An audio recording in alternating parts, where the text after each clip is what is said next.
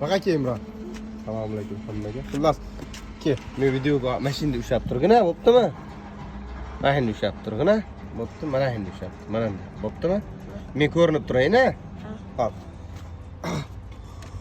Xullas, laset, men ko'rinyapmanmi? Ha. Bo'ldi. Xullas, lasetni gaz qo'yilgandan keyin nimaga tortmay qolishini sabablaridan bittasini ko'rsataman hozir. Hop, hozir bo'shatamiz. Mana uni filtrni olamiz hozir.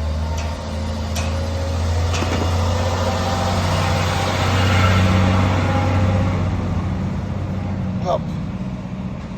Ko'rinyaptimi Imron? Ha. Ko'z ko'rinyapti. Men o'zim demadim-da. Ko'rinib turibdi boshish.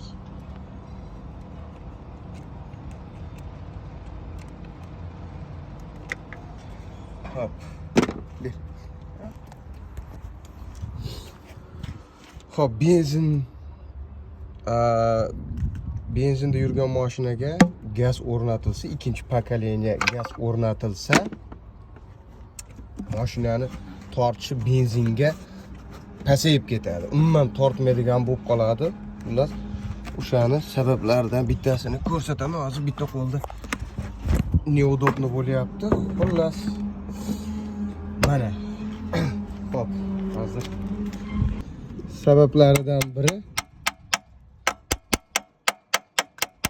mana shu alyuminiy narsa bo'ladi. Buni hop, o'zbekchasiga to'g'risi nima deyishini bilmayman.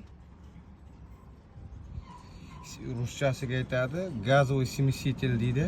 Buni teshigini o'zim kengaytirib ko'rdim. Mana kengaytirganman. Hozir buni mana zaslonkani teshigi qanchalik katta. Qanchalik katta hozir vazdushni rezonatorda qo'ysak, benzinga havoni qanchalik katta teshikdan olyapti-yu, mana uni qo'ygandan keyin qancha kichkina teshikdan havo kelyapti. O'shani hisobiga mashina 170 dan u yog'iga o'tmaydi. Ikkinchi pokoleniyada xoh programma bo'lsin, xoh u esitch 4 bo'lsa ham mashina u yog'iga o'tmaydi. Sabab mana shunday katta trubadan kelayotgani maniga kelib teng yarmi bo'lib qoladi. O'shani hisobiga rasxod ko'payadi. Nexia'da, Lacetti'da, Cobalt endi qaysi ko'p mashinalarda narsa qo'yiladi, обязательно. Mana maydan gaz keladi, mana teshiklardan chiqadi gaz. Teshiklarning sababi gazni bir xil berishi uchun, mashina qimirlamasdan detonatsiya bilan o'tamasligi uchun mana shu teshiklar qo'yilgan. Mana shu teshiklardan bir xil chiqib beradi. O'shaning uchun bu смеситель qo'yiladi. Xo'p. Agar promoy gofrani kiygizsak, zaslonka ochilgan mahalda havoni yaxshi tortadi, mashinani tortishi zo'r bo'ladi.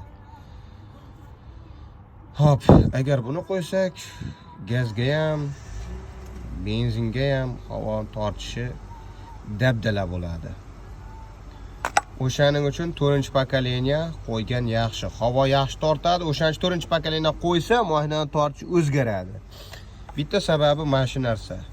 Mana qanchalik katta-yu, qanchalik uni qo'ysa kichkinayishini sababi mana shu mana bitta shu narsani o'zi qanchalik havoni bo'g'yapti. Bu bayga vazdushniy filtrni kattasidan sportivni qo'ysa ham bir go'r. Mana narsa turgandan keyin sportivni filtr qo'ysa ham, boshqa qo'ysa ham mashina o'zgarmaydi. O'zgarishi mumkin, nisbatan o'zgarishi mumkin, lekin bu darajada o'zgarmaydi. Hozir bu orasini o'lchab ko'ramiz, necha santimetr. Mana uni orasini o'lchab ko'ramiz, necha santimetr. Qanchalik katta-yu, qancha kichkinayib kelyapti. Hop. Buni olamiz.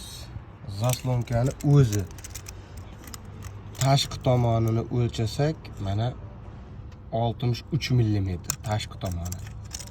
Ichki tomonidan o'lchasak 59 chiqyapti, 59-58. Mana. Hop. Buni qo'ydik. Mana bu tushdi. Endi buni teshikda Imron Endi bu teshikni ko'ramiz mana necha santimetr. Men 3 santimetr ko'paytirdim. O'zi asli 2,5 santimetr edi.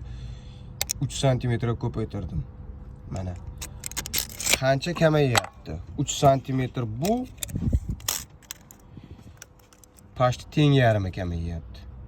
O'shani hisobiga mashina tortmaydi. O'shaning uchun 4-pokoleniya qo'ygan yaxshi deydi. Endi ekonomichni menga bosh og'riq kerak emas deganlar o'zimizni oddiy reduktordan qo'ysa bo'laveradi. Hozir men buni kengaytirdim. Hali dakansa kengaytirmadim. Mana u yarmigacha teshildi, yarmi qoldi.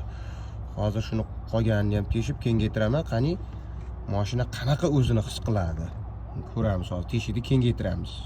Ilojini boricha kattaroq qilib, bu havo yaxshi tortsin, gaz ham yaxshi kelsin. O'zgarish kerak mashina.